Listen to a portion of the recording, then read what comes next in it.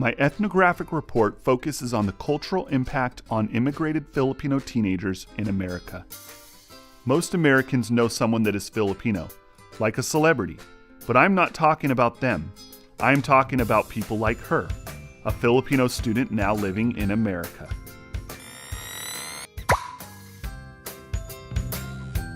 There are roughly 4 million Filipinos living in America.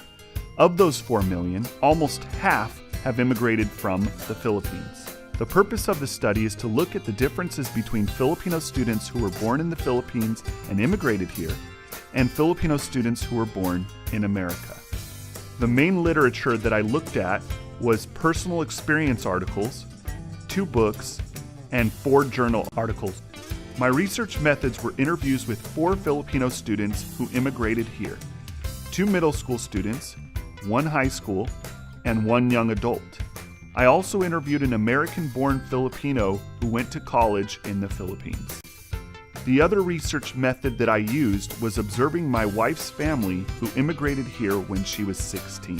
This is what I learned. Family is very important in Filipino culture. Extended family are around as much as possible, and food is always available. Parties happen a lot.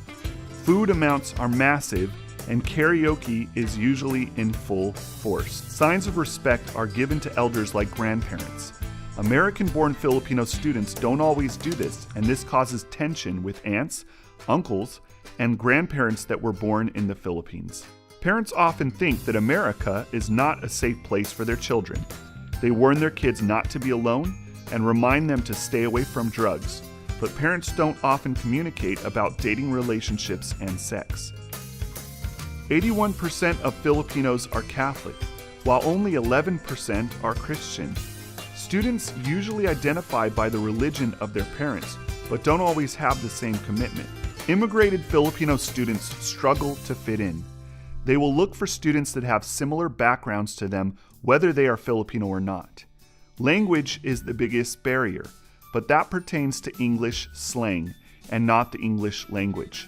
One student, Angelica, said that if someone says they are down to go, it doesn't translate to Filipino English. 2 of the interviewees said they became silent. Immigrated Filipinos take education very serious. In many cases, more of them finish college than their American counterparts. Most Filipinos believe that the American dream is real and that most Americans are wealthy. A majority of the students said they felt they needed to wear makeup to fit in. Some changed the way they dressed. In Northern California, the need to look like other Asian Americans was important. According to the students I interviewed, accents are another aspect that needed to change. One student who decided she didn't care if she fit in had a heavier accent even though she had been here longer than the others I interviewed. Let's hear from Mikey Bustos about the Filipino accent. Hey there, Spider.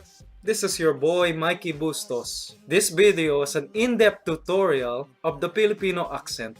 The first thing to know is there are no F sounds. Palo, flip, pak, Filipino, Philippines, family, snowflake. No B sounds. Victory, ban, bibo, living la vida loca, golden retriever. Blog and blog sound the same. The lack of B probably comes from the Spanish influence when the Spaniards invaded Philippines in the 1500s. That is why many of us Filipinos have Spanish last names like Bustos. My full name is Michael John Yadan Tumangil Pestaño Bustos. Try saying that 5 times. Also worth noting, there's no TH. It's either D sound like that, this, there, them, breed, or T sound like tick, tit, beneath, tisel, breath. Also, another thing to note is that the Filipino language lacks the he, she distinct pronouns. It's only one in Filipino, siya. That is why many Filipinos sometimes get he and she mixed up.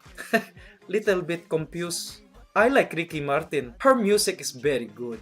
Also, because Philippines is a third world, social class even determines the way you speak English. The socialites say words like promise, forever, correct, true, kadiri to death. When I go to Philippines, I love watching TV and all the funny advertisements. Kuya, germs! Hindi ha? Nako, dandruff. Use Head and Shoulders, kaya Head and Scalp healthy. 70 pesos lang. People ask me why I am able to speak like this. And I tell them, even though I was born in Canada, I used to speak like this when I was very small. I learned English from my parents. But in grade 4, I learned to speak with a proper accent so that I could fit in and the kids wouldn't make fun of me. But I never lost it. Anyway, there are 171 native languages in Philippines. Isn't that incredible? 171 different dialects? Okay, anyway, I am very proud to be Filipino, also known as Pinoy, because we are a very loving people. Yee! So the next time, you cannot make out the accent of your Filipino neighbor because you know we're everywhere, just refer to this video tutorial. Mabuhay! See you later, heavyweighter, and Pacquiao for life! Filipinos that have immigrated here tend to struggle with depression more than students who were born here. Loneliness is a big factor that causes depression among immigrated students. Filipinos are also less likely to talk to someone about their feelings. Immigrated Filipino parents may have a greater sense of nationalism than their children because of the children's need to fit into American culture.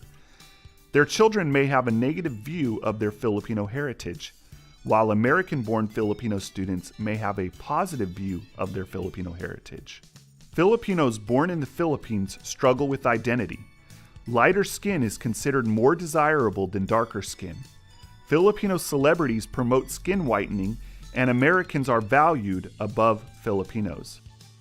Filipinos also don't look the same because of Spanish and Chinese ancestry, as well as native tribes that have darker skin and curly hair. Although Tagalog is the most common, there are 8 major dialects in the Philippines. Now here are the recommendations I have for any youth ministry trying to reach this people group. You need to understand where these students are coming from. Don't just lump all Filipinos together because they are not the same. You have to create a culture of inclusion. These students know about church, but what makes them want to go to your church is if they feel like they belong the first day they come. They need to be a part of the group, not just the interesting outsider. Get to know and love the parents. Without the parents, you won't have any access to the students. If the parents value you, the students will value your youth ministry. Knowing how Filipinos are with get-togethers, you need to have food at most events, not just snacks, but food that they will appreciate. Try having cultural nights where different foods are brought for students to taste. These immigrated students struggle with identity, so we need to show them that God made them perfect the way they are. The focus needs to be their identity in Christ.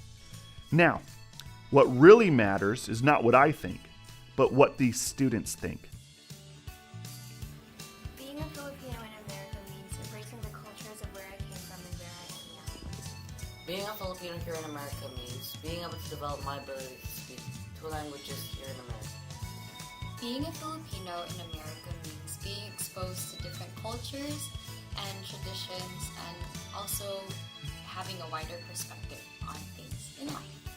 Being a Filipino American means showing how important our family is and giving hospitality to people.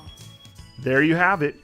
I hope this helps all of you better understand this subgroup of students, and may God bless you as you reach them for Christ.